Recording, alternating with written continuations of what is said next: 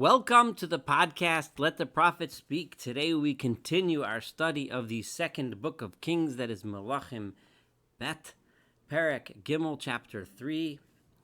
We just completed in chapter 2 was the beginning of the career of Elisha. We learned of Eliyahu, who had rode up to heaven in a chariot of fire, and his disciple Elisha took over. We read of the two miracles that Elisha had performed. One was a very a very helpful one where he helped the people of Jericho by performing a miracle that made their water drinkable, and the second was when he made bears come forth from the forest to destroy children that had been taunting him. Both were interesting on their own right. We discussed them and touched a little bit on the difficulties that they presented. But as we go through today's chapter, we're going to learn a little bit more about Elisha and a little bit more about his career. So hopefully over time we'll be able to develop an understanding of Elisha, who he was, what he accomplished, and what his traits were. Now, where we left off, Yehoshaphat was the king of Judah, was the king of Yehuda of the southern kingdom, and he was a righteous king, a king that was faithful to God, a king that sought counsel of God through his prophets when he had major questions of state. And the king in the northern kingdom was Yehoram, who was the brother of Ahaziah, both of whom were sons of Achav. Remember, Achav, when he passed on, his son Ahaziah took over. Ahaziah didn't last long. We learned of his death, and now his Yehoram is now the king of the northern kingdom. So that's where we're going to start. Yehoram ben Achav, Yehoram the son of Achav, Malach al Yisrael b'Shomron, was king over the people of Israel, meaning the northern kingdom, in Shomron, which is, as we know, the capital of the northern kingdom. Bishnat Shmona Esrei Liyoshaphat Malch Yehuda. When he sat on the throne, it was in the 18th year of the reign of Yehoshaphat, the king of Judah. Vayimloch Shtei Esrei Shana. His reign lasted for 12 years. What was his reign like? And the general pattern of the book of Kings usually gives us a one or two sentence assessment of whether they were good, bad, or somewhere in between. So Yehoram, we will learn, was somewhere in between. Vayase hara be'enei Adonai, he did what was evil in the eyes of God, so he was mostly bad. Rak loch aviv uchimo, but not as bad as his father and his mother. In what way? Vayosar et matzivat habaal asher asa aviv, because he removed the matzeva, the stone or pillar, statue or something that was used to worship Baal that his father had made. So he got rid of that. So it seems, however, in verse 3, Rak b'chataos Yeravam ben Nevat, with the sins of Yeravam, of Jeroboam, the first king of the northern kingdom after the split, Asher hachati et Yisrael davek, those things, the sins that he did, that he led the people of Israel to sin, he remained attached to those. Lo sar mimena, he did not turn away from them. So we get the picture. He moved away from the worship of Baal, from the worship of idols, which means that he still at least paid lip service to worshiping God himself. However, just like Yeravam set up the temples with the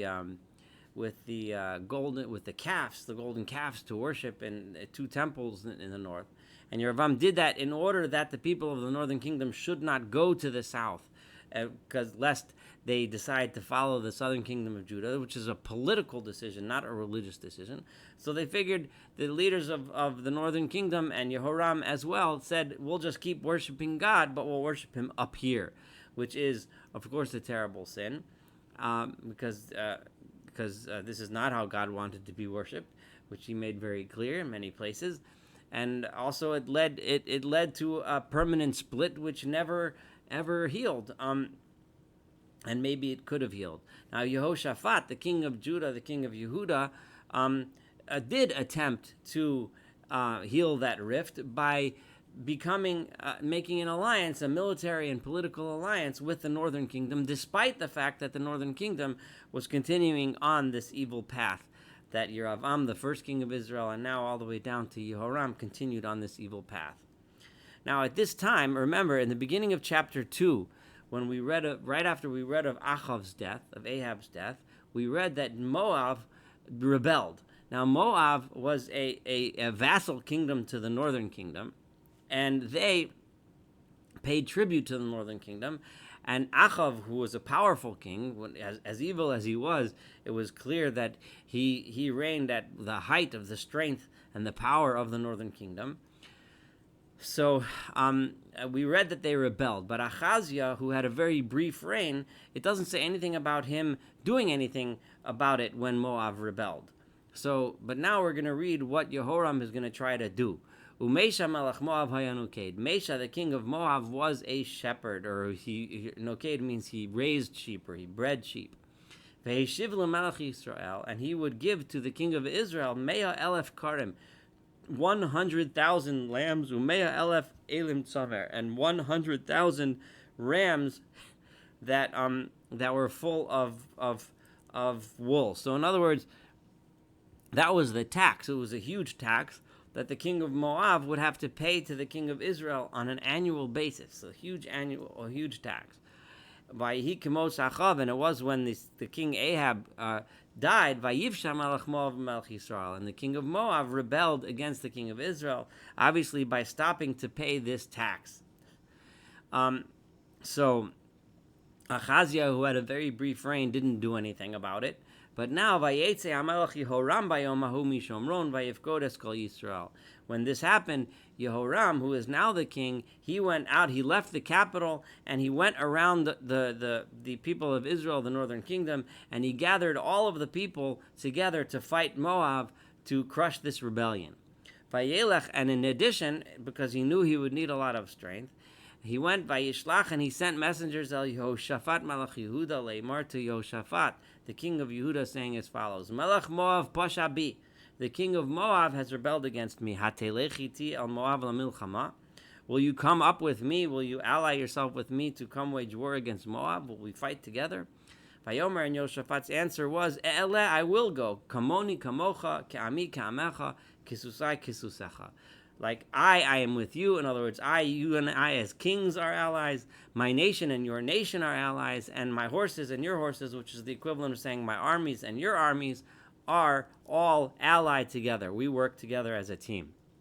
Vayomer, so now they started to discuss strategy. Eize haderech na'aleh, which path should we take?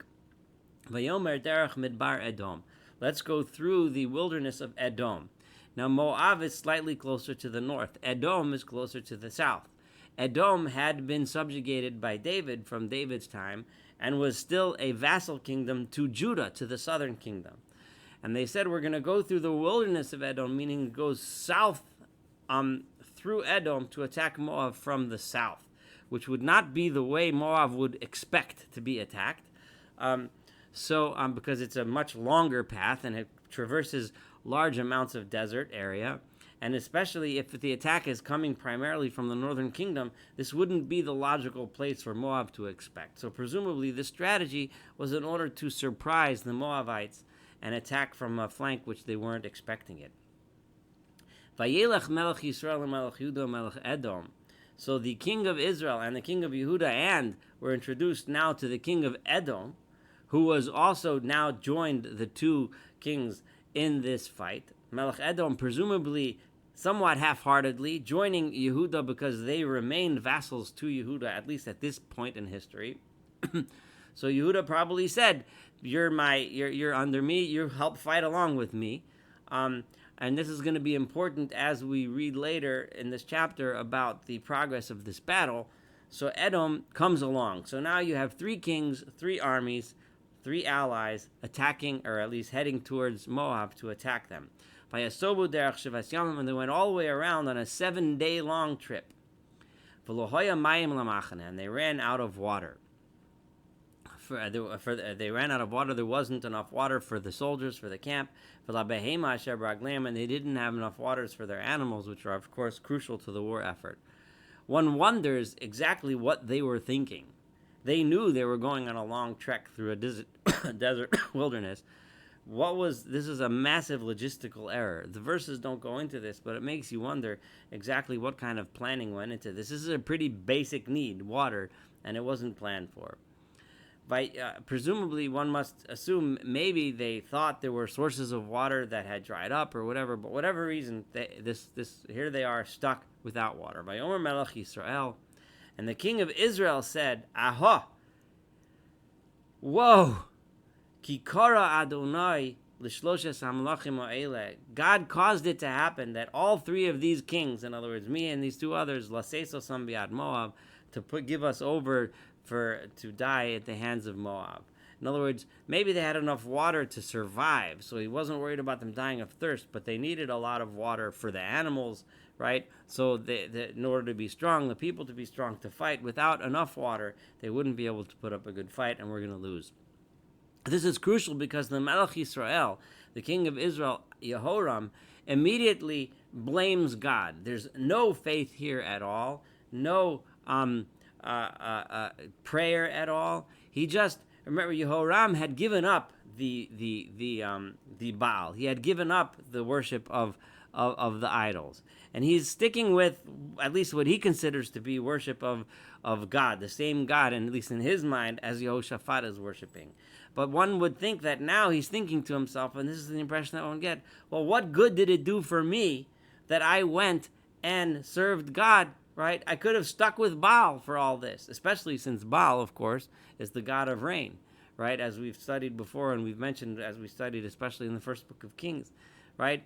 I should have stuck with Baal. Now I have God, the Kikara Hashem, the Yud Kei Vav Kei, God's name, right?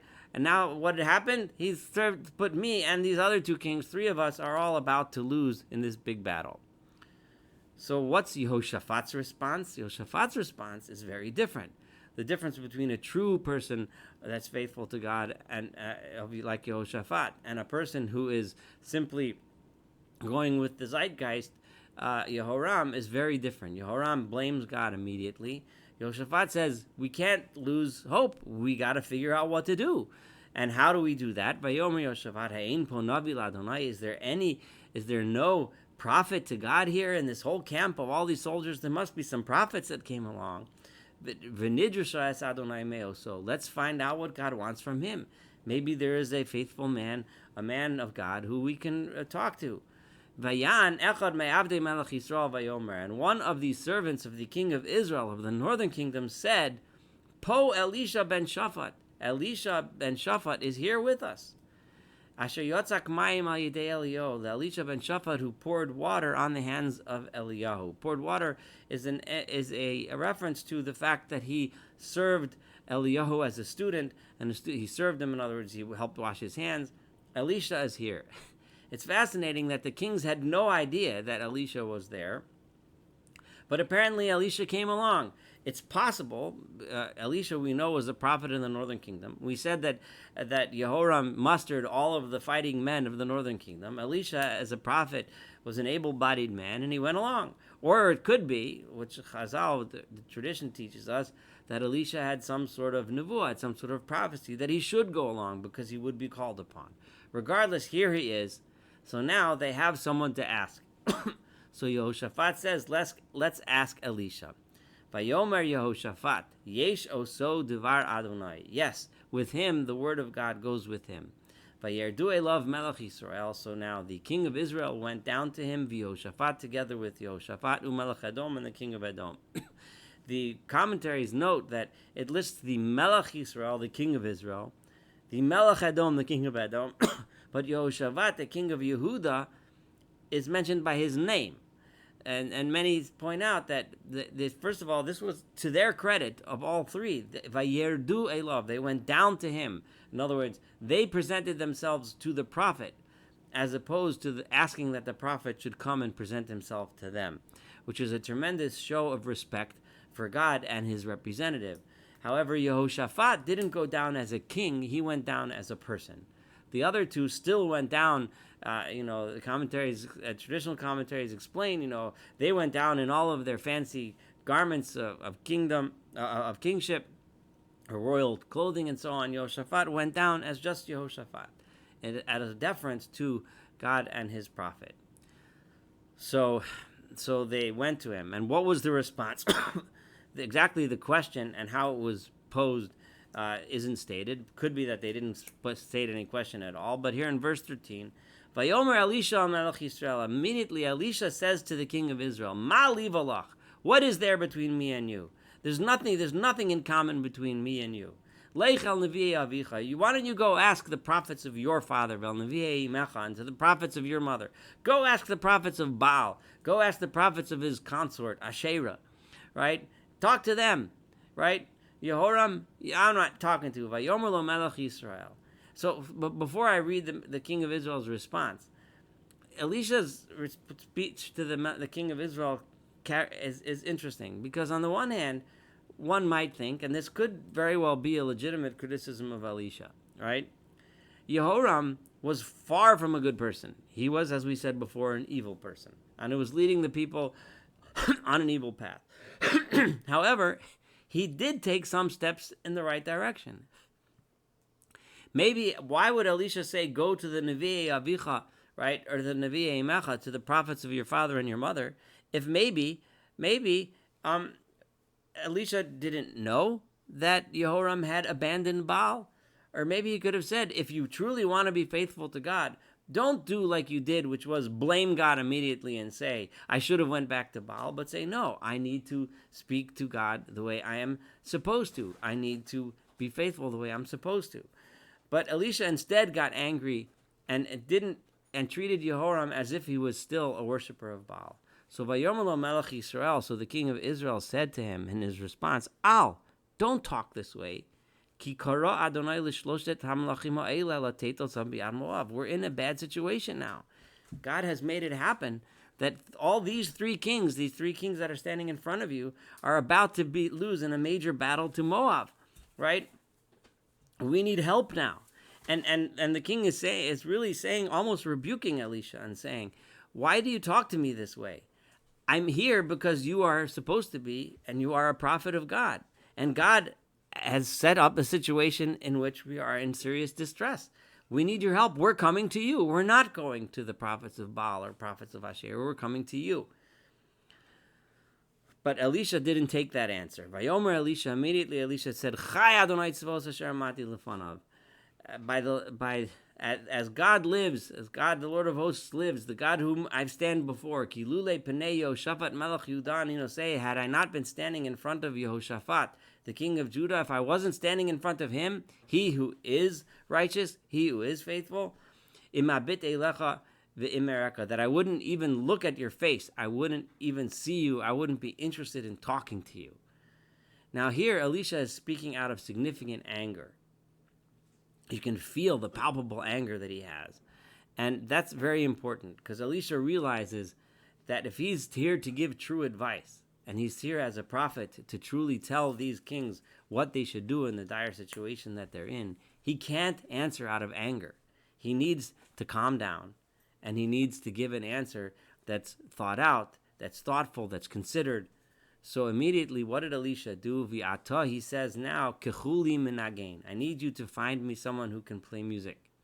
V'ayah kinagain haminagain. And it was when they brought a musician and he sang music or he played an instrument, Elisha was able to calm his mind. And from here, Chazal, the rabbis teach that a prophet cannot say prophecy in anger when he's angry. For a prophet to say prophecy, to know truth, one needs to have a calm, happy, and not an angry mind. Vatihi Allah v'Adonai. At that point, the hand of God, which is often used to refer to the wisdom of God, was then upon him. I'm going to stop here for the first part of chapter 3, and in the second part, we're going to read of Elisha's prophecy. What advice did he give the kings, and what happened in the battle? So I'm going to leave you hanging on a little bit of a thread and some suspense. Thank you so much for studying this together with me. Looking forward to studying the end of this chapter, the entire book of Kings, of course, and have a wonderful day.